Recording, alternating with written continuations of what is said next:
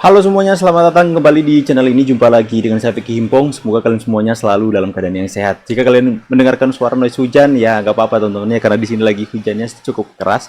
Semoga kalian semua stay safe di rumah teman-teman ya. Dan kita akan kembali lagi membahas cuplikan video yang sudah saya rangkum untuk memberikan kalian semua tambahan informasi. Semoga ini bisa mengedukasi kalian semua. Kita sama-sama untuk membantah atau mengcounter setiap berita-berita yang mencoba untuk menyesatkan pola pikir dan opini yang berkembang di tengah-tengah masyarakat. Kita akan segera bahas videonya, tapi sebelum itu buat kalian semua yang mau pesan kaos seperti yang saya pakai ini, kalian bisa melihat link pembeliannya di sematan komentar video ini. Kita akan segera membahas videonya satu persatu. Let's go teman-teman. Ada informasi tentang siapa yang menyerang Pak Prabowo atau membuat konten-konten yang ujaran-ujaran kebencian atau yang menyerang Pak Prabowo itu akan dicari akunnya sampai ketemu, karena Pak Prabowo sekarang itu udah punya tim khusus. Pemerintahan Prabowo ini nanti dia akan mempunyai tim khusus untuk gunanya untuk melacak akun-akun yang biasa menyebarkan ujaran-ujaran kebencian. Bagus lah. Mungkin kalau orang yang anti Prabowo gitu ya, tidak suka karena melihat itu kekerasan, itu kembali ke Orba lah, kalau begitu Orla lah ya, Orba lah ya, Orde Baru ya, zamannya Pak Harto kan gitu. Tapi kalau saya bagus lah ya kalau misalnya Pak Prabowo itu tegas gitu, dengan begitu orang tidak semau gue menghujat orang lain, tidak maunya menghujat presiden, menghina presiden, atau membuat berita-berita ujaran-ujaran kebencian yang misalnya menghina sebuah agama dan lain sebagainya gitu kan. Kemudian juga ada juga yang membuat berita-berita hoax, itu harus ditindak tegas gitu ya. Bagus itu kalau punya tim di pemerintahan Prabowo nanti, tim khusus untuk menindak ujaran-ujaran kebencian melalui media sosial ya. Jadi hati-hati kalian-kalian yang suka membuat konten-konten ujaran kebencian atau menyerang presiden, menghina presiden, hati-hati ya. Oke, tidak hanya menyerang presiden mungkin, tapi juga membuat ujaran kebencian. Kalau sudah ngomongin soal ujaran kebencian, berarti itu lebih menyeluruh gitu ya. Jangan membuat konten yang mengandung ujaran kebencian kalau nggak pingin dikejar oleh tim hunter dari pemerintahan Pak Prabowo ya. Akan diketahui dengan jelas identitasmu loh. Walaupun kamu menggunakan akun palsu ya, kamu akan ketahuan juga siapa kamu di baliknya, siapa nomor teleponmu berapa, rumahmu mana, desa endi wis seru kabeh ya, nomormu piro ya, terus sepatumu nomor piro, kaos kotamu nomor piro, wis kabeh ngerti, wis hati-hati ya. Ada informasi. Nah, ini loh Pak yang kami mau ya. Inilah yang kami mau Pak ya. Jadi di sini informasinya Pak Prabowo membentuk tim khusus, tim hunter untuk memburu setiap akun-akun yang menyebarkan kebencian kepada pemerintah, akun-akun yang menghina dan menghujat Presiden Indonesia, akun-akun yang memecah belah. Hati-hati kalian ya. Pak Prabowo bentuk tim khusus nih untuk melacak kalian sampai ke lubang semut pun ya. Ini yang kami mau Pak ya. Ya, mungkin di era Pak Jokowi terlalu memberikan kebebasan mereka untuk bersuara sampai seluas-luasnya sehingga mereka tidak tahu batasannya sampai di mana. Mereka menggunakan kebebasan yang diberikan oleh Pak Jokowi sebagai ajang untuk mereka mengeluarkan hati busuk mereka, menghujat, memfitnah, menjatuhkan, mencela Presiden Pak Jokowi, dan kemudian menyerang personalnya. Dan kini kalian akan harus siap-siap ya. Silakan Pak Prabowo akan membentuk tim khusus untuk mengusut kalian semua. Pak, kami minta juga Pak, usut siapa pemilik akun Fufu Fafa. Hajar kalau dapat ketemu ya, karena itu sudah menghina dan memfitnah wakil Bapak. Dan coba akan kita lihat komentar netizen. Lah, akun Fufu Fafa itu dulu dicari, siapa pemilik akun sebenarnya, tunjukkan ke publik. Ya, setuju. Ya, udah ketemu, punya Roy Suryo katanya. Cari akun Fufu Fafa. Lanjutkan Pak Prabowo. Betul, sangat setuju, tindak tegas model senyap. Saya tetap berani posting sejarah 98. Coba saja katanya. Ada yang menantang teman-teman. Ada yang menantang. Gaya Orba bagus asalkan sasarannya tepat. Gue setuju, biar yang suka bikin rusuh itu diberangus biar adem negeri ini. Betul. Tangkap semua yang menghina kepala negara. Paham kan kalau anak abah? Setuju Pol.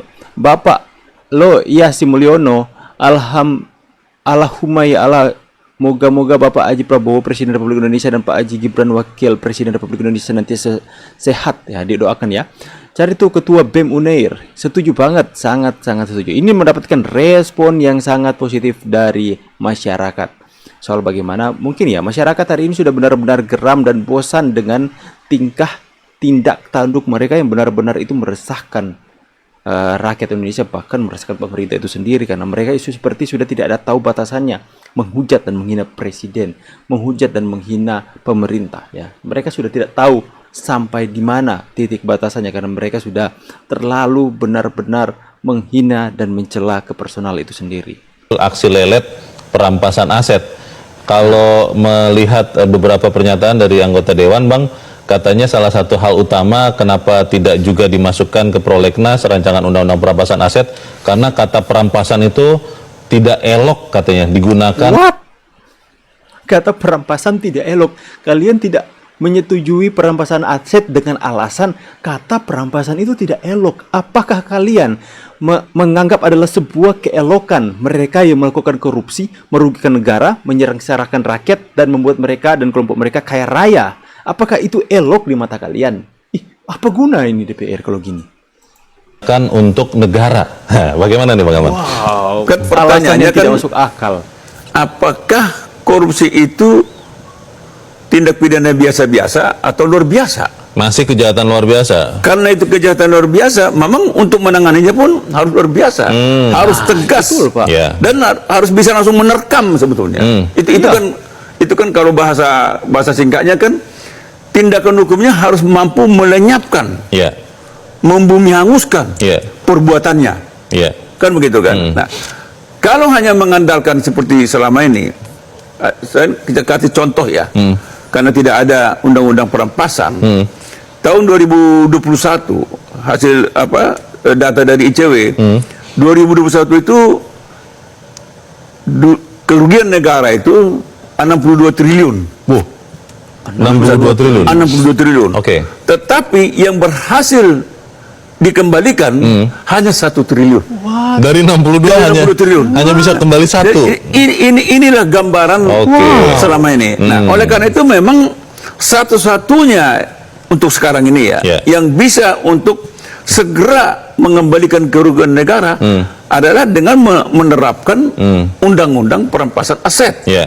Karena kalau undang-undang perampasan aset ini sudah diundangkan, maka tanpa Menunggu peradilan. peradilan dan tindak pidananya sudah final, Inkrah, semua hasil jarahan itu sudah bisa langsung disita. disita lebih dulu, Disita lebih dulu. sebelum ada hasil dari. Betul, disita dulu, selamatkan dulu. Oke. Sehingga kelak apapun keputusan dari pengadilan itu, orang bersangkutan tidak bisa lagi menikmati hasil jarahannya. Oke. Dan negara pun Ya. bisa menikmati lagi Ya. asetnya. Ya. Kan begitu. Ini kalau kemudian faktanya adalah rancangan undang-undang perampasan aset ini tidak masuk dalam program legislasi nasional atau prolegnas 5 tahun ke depan, Bang. Berarti sampai 2029 kita tidak akan lihat dong ada undang-undang itu. Kalau sementara ini ya, pendapat masyarakat, memang sampai hari ini tidak ada keseriusan DPR Oke. untuk segera mengundangkan ini. Ini itu tidak ada. Mahasiswa, mana demo kalian ya? Kalian demo-demo nggak jelas hari ini. Mana kalian? Ini dong ya yang selaras dengan apa yang diinginkan oleh rakyat untuk segera mensahkan undang-undang perampasan aset. Itu menggelitik hati saya ketika mendengarkan alasan kenapa undang-undang perampasan aset tidak disahkan. Itu karena katanya hanya soal kata saja. Hanya soal kata perampasan. Katanya itu perampasan itu tidak elok di negara kita. Coba kalian pikir orang-orang pintar yang duduk di sana tidak mengesahkan perampasan aset yang katanya itu hanya karena kata perampasan. Makanya Bapak tadi mengatakan bahwa apakah tindak pidana korupsi adalah kejahatan yang biasa-biasa atau luar biasa? Sontak dikatakan itu adalah kejahatan yang luar biasa. Maka kita harus menanggapi dengan hal yang luar biasa. Kalau bisa langsung menerkam. Harus dibumi hanguskan. Tapi mereka mempersoalkan soal hal kata saja perampasan. Ya, Bahkan itu masih lebih sopan diterapkan kepada para koruptor, dirampas asetnya. Di negara lain itu sudah dieksekusi. Mereka masih mau memikirkan, oh itu tidak disahkan karena di negara kita kata perampasan itu tidak elok kedengarannya. Aduh, menggelitik hati saja teman-teman ya. Ya, orang di sana yang duduk sana orang-orang pintar, orang-orang hebat, tapi kenapa hanya ya kita sebagai masyarakat hanya nggak habis pikir aja teman-teman ya, nggak habis pikir dengan cara berpikir mereka ya, mengemukakan kenapa nggak disahkan, alasan hal yang seperti itu menggelikan teman-teman. Waduh ya, bagaimana pendapat kalian guys ya, bagaimana tanggapan kalian soal hal ini? Lo kok mahasiswa kok diam aja soal ini ya? Tulis di kolom komentar pendapat dan tanggapan kalian. Sekali lagi buat kalian semua yang mau pesan kaos Gibran Terus Jokowi GPJ seperti ini, silahkan link pembelian saya sematkan di kolom komentar video ini. See you on the next video and God bless you. Bye guys.